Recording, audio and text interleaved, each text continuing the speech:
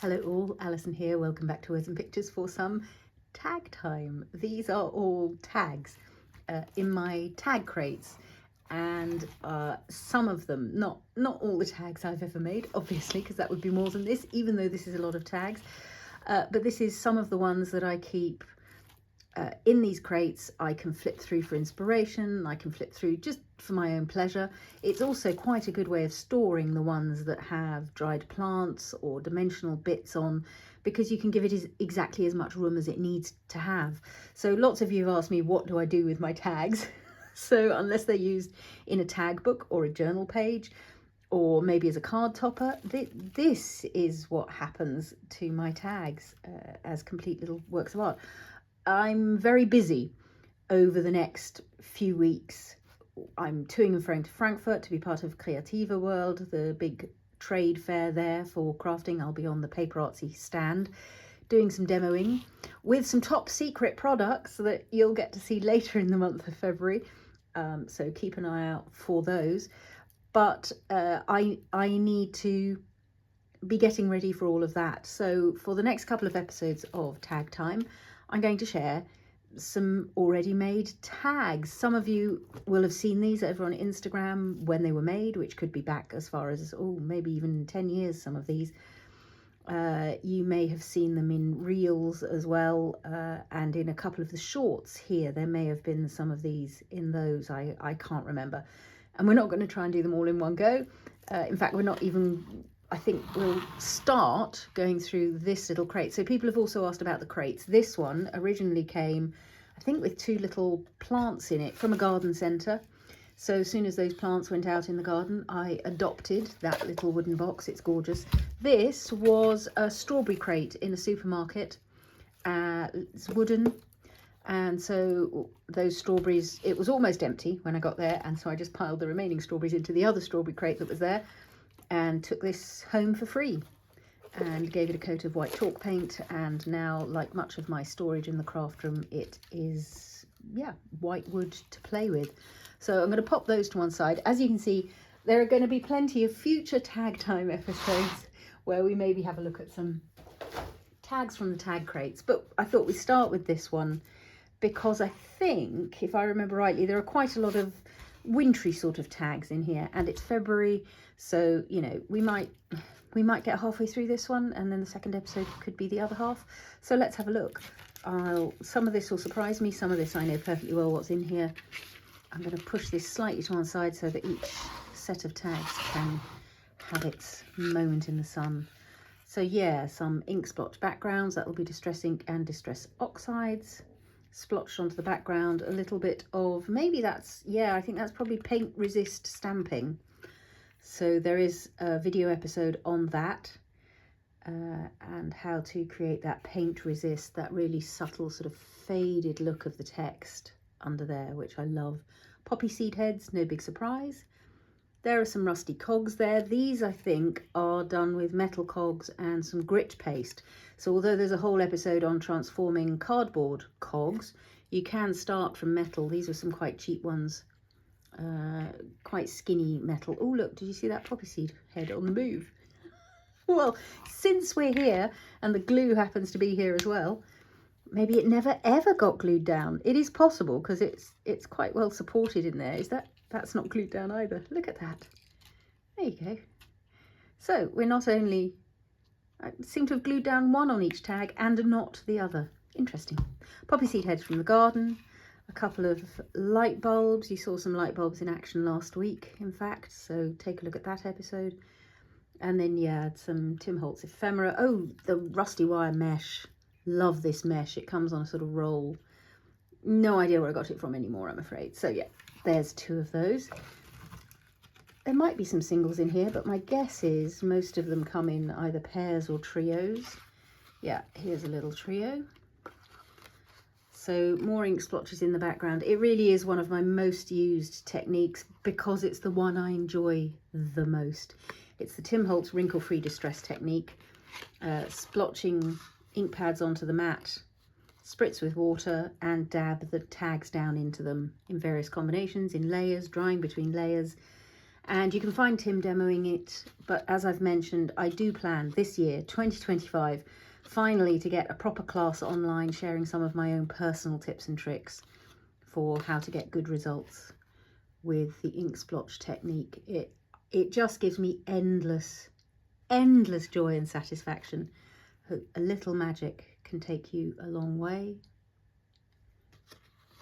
Go where your heart takes you. There is nothing that cannot happen today. Yeah, I love those new quote chips. They're great. Little bits of Tim Holtz ephemera and flair. Very simple collaging, because really those three are all about the background, aren't they? Look at them. Are you part of... No, you're not part of the same set. You're separate. Creativity takes courage. Live, create, tell the story. So not poppy seed heads this time. These are the Aquilegia, also known as Granny's Bonnet, also known as Columbine. Dried seed heads, I just let those dry in the garden on the stem, chop them down once they already look pretty much like this, only not with the white chalk paint on, as I've added since then. Some more ink splotches in the background. This appears to be the ink splotch crate. Some of my favourite Tim Holtz film ribbon, you're bound to see that again, and some rusty wire binding them together. That's a nice pair. I like those. I like those a lot, actually. What have we got next?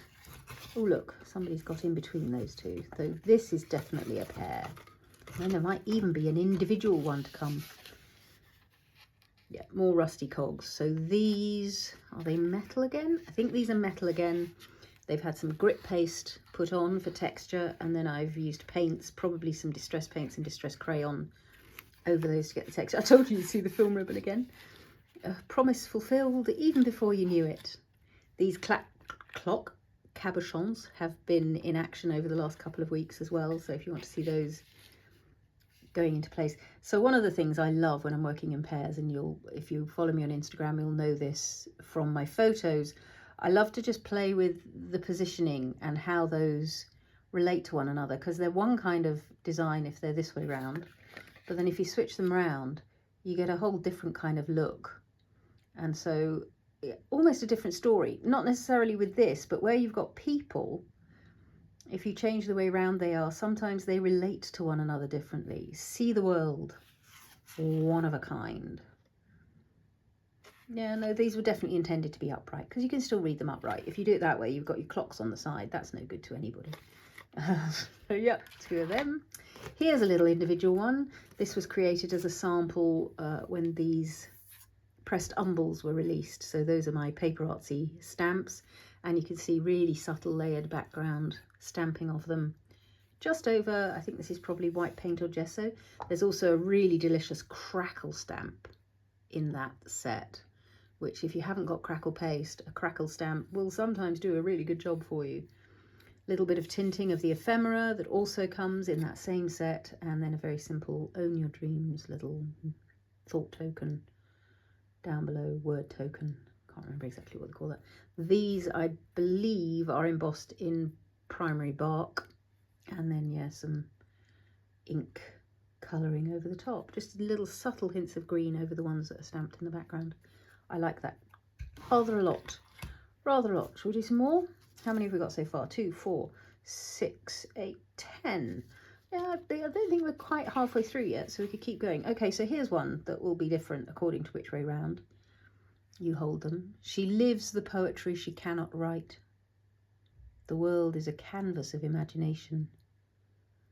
So that's a beautiful Tim Holtz plant stamp from, I think the set is called The Obscure, because it's also got a skull and that sort of thing, but I saw the plant and thought I need that. Little bits of lace to go with the quote chips, and one of the transparent winged moth type things. It's not from Transparent Moths. This was a set that had a bunch of transparent things. And then if you go that way around and the moth wings are separated, that gives you a whole different kind of look.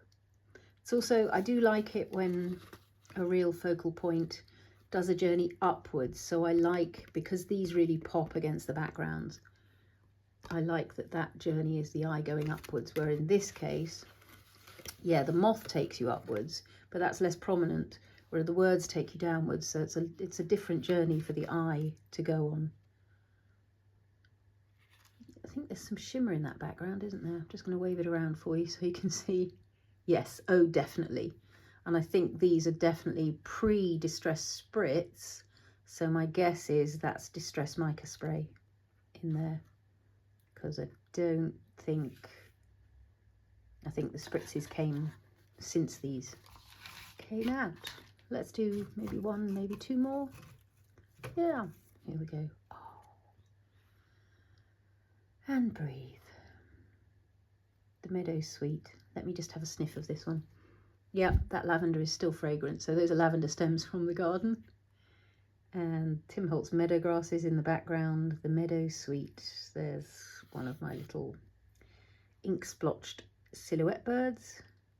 And I think I made this tag when I was introducing some first-time crafters to the fun of craft supplies and stamping and all of that business. So they created similar toning things, and this was my version as I was teaching them what was possible. So yeah, again, if I wave that, I think you'll probably catch the glossy clear embossing on those meadow grasses. Now you see it, now you don't. A little doodled frame. That makes me deeply happy. Maybe that's enough for one go. I'm just going to flick through and see how many more. 2, 4, 6, 8, 10, 12. Oh, there's more left in there than we've got already out here. So let's take 2 more. And we've got some more purples going on. More ink splotches. And this time, ooh, yes, I remember doing this. So it was just after, I think, Tim had said in one of his videos that you could put embossing powder onto water splotches. And so I put some embossing powder on some of my ink splotches because I was mid-inking. Or it was accidental, because what I actually was trying to do, yeah, I think that's probably more likely, isn't it? Knowing me and embossing powder. I think I was probably trying to get the emboss on these words, the very subtle word stamping in that background. And I probably caught 1 or 2 of those splotches and then thought it was brilliant and probably put it over some more of them. So I coloured in, that's a stamp, Tim Holtz butterfly stamp, Etymology, I think the set is called. I'm not going to be able to do a full listing of all the stamps and things in here. The ones I've mentioned. If there's something specific you've seen and you want to know what it is, let me know which tag it's on and I will try to answer. I can't make any promises, but I will try. But yeah, that ink splotch background is really lovely. That stamp trailing along it, I think, is the Rubber Dance Weed Love, which is one of my favourite sort of viney sort of stamps. And there's a little bit of mummy cloth in this little embossing collaging cluster. Oh, I've put, oh, I love that. I've put little wire antennae onto these butterflies. I just caught that with my finger. Oh, and again, look, if I wave it around, you can see that Weed Love Vine is clear embossed. I think it's probably stamped in sepia, would be my guess. Live every day with intention. Do your best. Make a wish. Be in love with your life. Yeah, grand. I think that'll do us for one episode. And then join me next week if you're dying with curiosity to see what's left in the tag crate. Thanks so much for watching, everybody. If you've enjoyed seeing that, do leave me a thumbs up. As I say, comments or questions down below. I love to hear from you. And if you've got specific questions about a product used, I will try to give you an answer in the comments down below. I promised I would link to something, didn't I? Well, we'll see. I'll try and listen in and see what episodes we've linked to or not in the background. If you're interested in those classes I mentioned, the ink splotch classes, do make sure you're signed up to my newsletter, which you can do on my website. That link I will put in the description.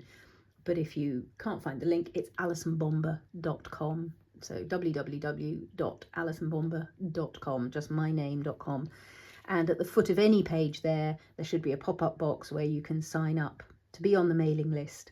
I will, of course, let people know here and on Instagram as well, but if you're receiving the newsletter, you will be amongst the first to know if and when I successfully get those classes to go live. All right, I'll shut up and go away now.